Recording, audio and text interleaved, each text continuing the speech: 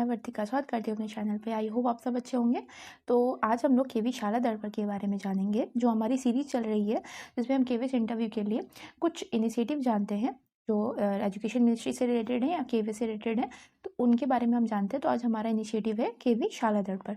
अब स्टार्ट करते हैं। उससे पहले अगर आपने प्रीवियस वीडियोज़ नहीं देखी हैं तो डिस्क्रिप्शन में उसकी प्लेलिस्ट का लिंक दे रखा है, आप देख सकते हो, प्लेलिस्ट बनी हुई है। ठीक है, तो चलिए स्टार्ट करते हैं।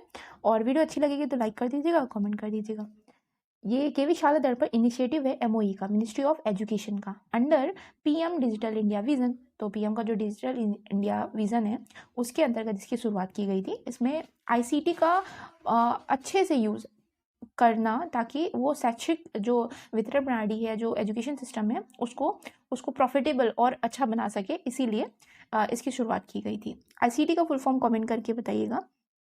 इसको लॉन्च किया गया है 2015 में। ठीक है, अब 2015 के टाइम में वहाँ उस टाइम पे जो हमारी मिनिस्टर थी, एचआरडी मिनिस्टर थी, वो स्मृति ईरानी जी थी। ठीक है, तो इतना डिटेल याद रखने की ज़रूरत नहीं थी, लेकिन बता दिया, मैंने पढ़ा था। तो यहाँ पे ऑब्जेक्टिव क्या है, शाला दर्पण का ऑब्जेक्टिव है कि क्वालिटी ऑफ लर्निंग में सुधार करना, कि अधिगम की गुणवत्ता में सुधार करना, स्कूल एडमिनिस्ट्रेशन की दक्षता में सुधार करना, स्कूल का जो प्रशासन है उसकी दक्षता में, उसकी एफिशिएंसी में सुधार करना, ट्रांसपेरेंसी लाना, student and parents and teacher and school की सर्विस डिलीवरी में सुधार करना, और ट्रांसपेरेंसी लाना, जो स्कूल एडमिनिस्ट्रेशन है उसमें पारदर्शिता लाना। ठीक है, real time and better quality data, जो मतलब तुरंत का तुरंत डेटा मिल जाना, एंड जैसे कि बच्चे से रिलेटेड जो डेटा है वो उस पोर्टल पे अपडेट हो जाना, और बेटर क्वालिटी डेटा, ताकि डिसीजन को सपोर्ट किया जा सके। ठीक है, डिसीजन को सपोर्ट करने में हेल्प हो। अब यहाँ पे हम जानेंगे कि बेनिफिट टू पेरेंट्स को इसके क्या बेनिफिट है, स्टूडेंट को क्या है और टीचर्स को क्या है, इनको जानना ज़्यादा इंपॉर्टेंट है, क्योंकि इससे क्वेश्चन ऐसे बन सकता है कि पेरेंट्स को इससे क्या बेनिफिट मिल रहा है। और इसके बाद मैं आपको इसके पोर्टल पे भी दिखाऊंगी कैसे, कौन कौन से फीचर्स हैं, आप कैसे जा सकते हो। तो पेरेंट्स के लिए क्या है कि जो ऑनलाइन एडमिशन फॉर्म है वो वहाँ उनको मिल जाता है। इससे होगा क्या, टाइम की बचत होती है, मनी की बचत होती है, और पेपर की भी बचत होती है। अगर ये पोर्टल बना है तो पोर्टल से क्या हो रहा है, टाइम भी बचेगा, क्योंकि ऐसे एडमिशन के लिए पेरेंट्स को बार बार स्कूल विजिट करना पड़ता।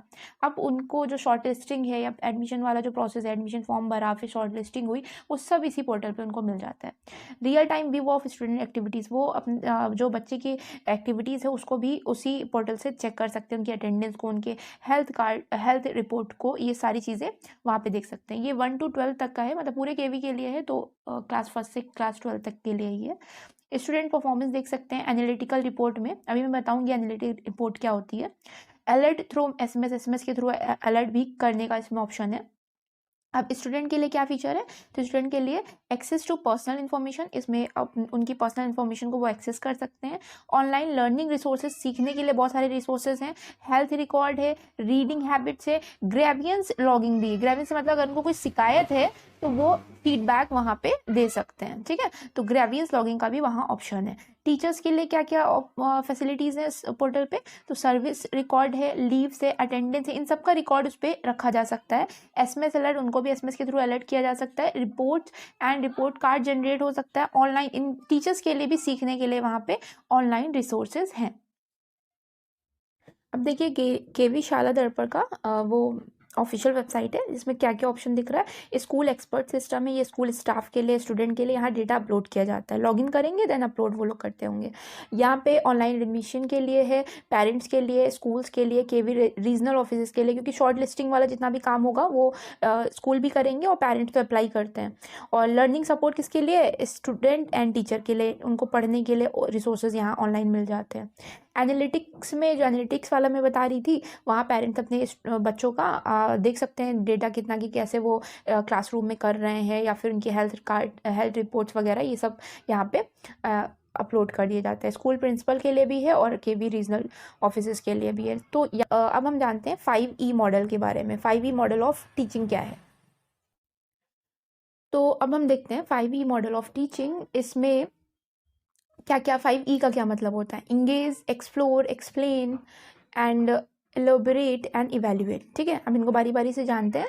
वैसे हम लोग ने सीटेट के टाइम पे ये चीज़ पढ़ा था कि ईवीएस में ऐसा क्वेश्चन आता है। तो फिर इंगेज में क्या होता है कि student makes connection to prior knowledge and challenging situation attention, यानी कि इसमें बच्चे को इंगेज रखा जाता है, जिनके पास जो पूर्व ज्ञान है उससे रिलेटेड उनको चैलेंज दे करके उनके अटेंशन को पाया जाता है। तो इस तरीके से इंगेज वाला प्रोसेस हो जाएगा। फिर एक्सप्लोर में क्या करेंगे, बच्चों को कुछ आइडियाज़ को क्रिएट करने को दिया जाएगा, नॉलेज क्रिएट करने को दिया जाएगा उनकी प्रीवियस नॉलेज का यूज़ करते हुए। ठीक है, इन्वेस्टिगेट करने को दिया जाएगा, इन्फॉर्मेशन को कलेक्ट करने को दिया जाएगा एक्सप्लोर में। एक्सप्लेन में क्या होता है, एक्सप्लेन में नई लर्निंग होती है, कुछ नया सीखते हैं, वही जो अभी यहाँ प्रोसेस करे एक्सप्लोर किया, देन वो एक्सप्लेन करेंगे यहाँ पे। Analyse the data they gather, जितना भी उन्होंने डेटा गैदर किया है उसको एनालाइज करेंगे, एक्सप्रेस करेंगे जो भी उन्होंने डिस्कवर किया है एक्सप्लोर वाले प्रोसेस में। तो यानी कि एक्सप्लोर में तो कुछ डिस्कवर करते हैं, देन एक्सप्लेन में वो क्या करेंगे, अपने आप को एक्सप्रेस कर देते हैं, उसको एक्सप्लेन कर देना। ठीक है, नेक्स्ट जो हमारा प्रोसेस होता है वो होता है एलोबरेट। एलोबरेट में क्या होता है, provide learners and opportunity to extend and apply it to the real based situation. यानी कि यहाँ पे टीचर को क्या करना चाहिए, लर्नर को एक अपॉर्चुनिटी देनी चाहिए कि जो भी उन्होंने सीखा अभी तक उसको रियल बेस्ड सिचुएशन में अप्लाई कर सकते। अब जो लास्ट स्टेप है वो है इवैल्यूएट। तो इसमें इवैल्यूएट लर्नर कॉन्सेप्चुअल अंडरस्टैंडिंग, यहाँ पे लर्नर की कॉन्सेप्चुअल अंडरस्टैंडिंग है, कितना सीखा उसको यहाँ पे इवैल्यूएट किया जाएगा। तो यहाँ पे होता है ये 5 वीक खत्म, और आई होप आपको समझ में आया होगा। तो ठीक है, thank you for watching my videos, और ऐसे ही अपलोड करती रहूँगी, ऐसे ही आप शेयर करते रहिएगा।